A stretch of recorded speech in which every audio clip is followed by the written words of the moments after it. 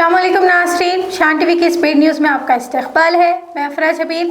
ताज़ा खबरों के लिए शान टीवी के यूट्यूब चैनल को सब्सक्राइब करें, फेसबुक और इंस्टाग्राम पेज को भी ज़रूर फॉलो करें। पेश है आज की स्पीड न्यूज़। नेपाल में सैलाब ने बड़े पैमाने की तबाही मचाई है। अब तक की मिली जानकारी के मुताबिक 105 हिंदुस्तानी, 37 NRI समेत 384 सयाहों के लापता होने की इत्तलात है। दिल दहला देने वाले मनाजिर भी CCTV फुटेज के जरिए सामने आए हैं, जिसमें देखा जा सकता है कि एक हमा मंजिला इमारत के साथ इसकी पार्किंग में खड़ी गाड़ियां भी सैलाब की शिद्दत से बहती हुई भी साफ दिखाई दे रही है। राजनाथ सिंह ने आज़ादी का मतलब समझाते हुए कहा कि इजहार ख्याल की आज़ादी सिर्फ आज़ादी नहीं है, बल्कि आज़ादी के साथ अपनी जिम्मेदारियां निभाना भी है। वज़ीर दिफा राजनाथ सिंह ने कहा कि हर हिंदुस्तानी शहरियों, बिलखुसूस मुल्क के नौजवानों को ये बात समझने की ज़रूरत है। UPRTC की रक्षाबंधन के लिए पेशकश का ऐलान करते हुए चीफ मिनिस्टर योगी आदित्यनाथ ने कहा कि एक साथी मुसाफिर के साथ रियासत की हर बेटी, बहन और माँ रियासत भर की सरकारी बस में मुफ्त सफर कर सकेंगे। 27, 28 और 29 को तो हर बेटी, हर बहन, हर माता अपने एक सह यात्री के साथ उत्तर प्रदेश परिवहन निगम की बस में या सिटी बस की सेवा में निःशुल्क यात्रा कर लेगी। राष्ट्रीय जनता दल के सदर और बिहार के साबिक deputy chief minister Tejashwi Yadav ने पटना में जमहूरी अंदाज में किए जा रहे एहतजाज के दौरान पुलिस बर्बरियत का शिकार जख्मी मुजाहिरीन से मुलाकात की।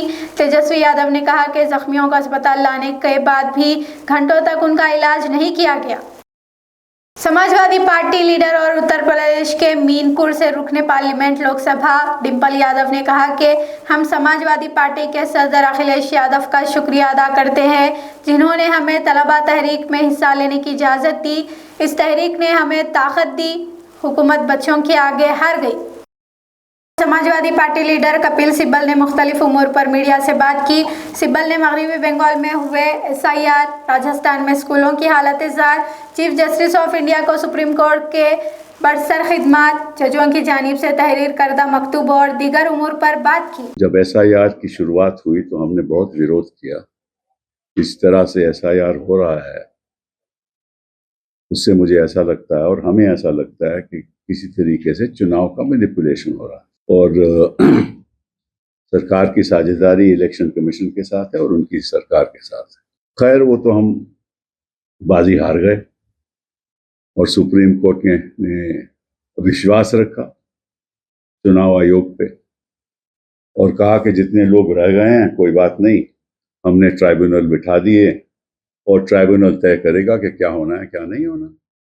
गुरुग्राम में भारी बारिश के बाद बीच सड़क पर एक बड़ा गड्ढा बन गया, जिसकी वजह से न सिर्फ ट्रैफिक में खलल पैदा हुआ बल्कि मज़कूरा सड़क से गुजरने वाले राहगीरों के लिए भी मुश्किलात पैदा हुई। बारिश की वजह से रियासत उत्तर प्रदेश में सड़क के निज़ाम को बड़ा नुकसान पहुंचाया जा रहा है। इसकी वजह से अपोजिशन की जानिब से बदउनवानी और बेज़ाब्तगियां बताई जा रही है।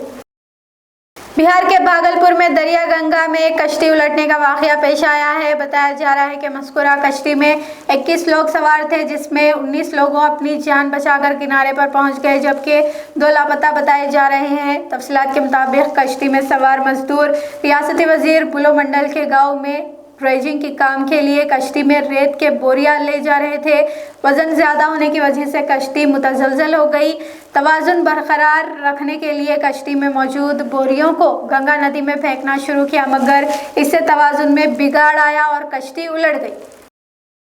मध्य प्रदेश के एक रुकन असेंबली की गाड़ी को फायर ब्रिगेड की गाड़ी के पाइप से धोने का वाकया पेश आया है। रुकन असेंबली की गंदी गाड़ी को धोने के लिए बाज़ाब्ता फायर ब्रिगेड की गाड़ी तलब की गई है और रुकन असेंबली की गंदी गाड़ी को धुलाया गया।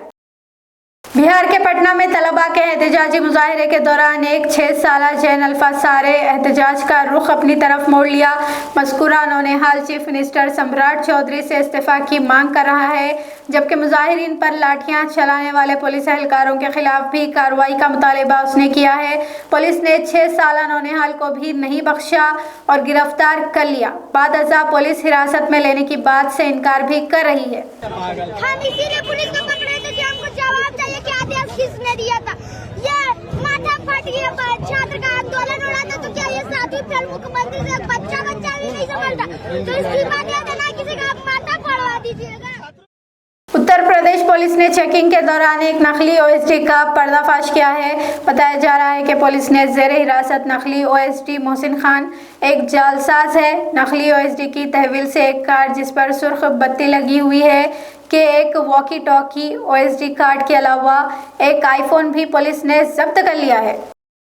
बेंगलुरु में मिलादुन्नबी के मौके पर निकाली गई मिलाद जुलूस के दौरान दो ग्रोहों में तसादुम का वाक़या पेश आया। तफसीलात के मुताबिक मुवाफिक और मुखालिफों की तब्दीली के बाद हंगामा आराई शुरू हो गई। पुलिस ने 8 लोगों को हिरासत में ले लिया, जिसमें 3 नाबालिग भी बताए जा रहे हैं। जुलूसियों पर मुखालिफ हिंदू नारे लगाने का भी इल्ज़ाम आयद किया गया है। पुलिस फौरी हरकत में हुजूम को मुंतशर करने के लिए ताकत का इस्तेमाल किया। पटना में एहतजाज के दौरान हंगामा आराई पेश आई। पटना में भी पुलिस ने मुजाहिरीन को मुंतशर करने के लिए ताकत का इस्तेमाल किया। मौके पर मौजूद IPS ऑफिसर शैलजा दास ने मुजाहिरीन पर अपनी नाराजगी का भी इजहार किया।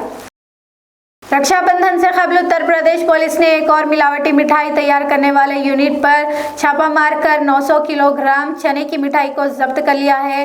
पेंट की बाल्टियों में कई हफ्ते कबल ये मिठाई तैयार करके रखी गई थी, जिसकी मियाद 6 घंटों से ज्यादा की नहीं है, मगर कई हफ्तों से ये मिठाई तैयार करके स्टोर की गई थी। बेंगलुरु एयरपोर्ट पर AISF के चौकस एहलकारों ने दुबई से बेंगलुरु पहुंचने वाले एक मुश्तबा शख्स के मुंह में 85 ग्राम के 2 पीले रंग के कैप्सूल की निशानदेही के बाद उसे रोका और मज़कूरा कैप्सूल जब्त कर लिए। मुसाफिर की शनाख्त मोहम्मद सिराज के तौर पर हुई है। सोने की तस्करी के एक नए तरीके का भी CISF ने पर्दाफाश किया है। शान टीवी के स्पीड न्यूज़ का सिलसिला यहीं पर ख़त्म होता है। शान टीवी के YouTube चैनल को सब्सक्राइब करें, फेसबुक और इंस्टाग्राम पेज को भी ज़रूर फॉलो करें। अब अफरा जमीन और शान टीवी की सारी टीम को दें इजाज़त। खुदा हाफिज़।